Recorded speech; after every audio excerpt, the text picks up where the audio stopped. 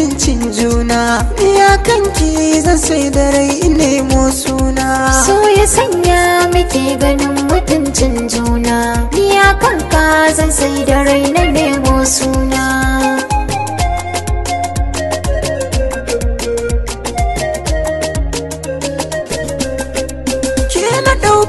Na sa a zuciya tun farko, banda burin na gano wata ko in sako. Duka jikina kaunar ki ce ta samun tarko, ko fushi nake na ji an kira ki sai na sako. Nasara ta ke ta bayyanan sakamako, ni na zama gwarzon shekara masoya na bana.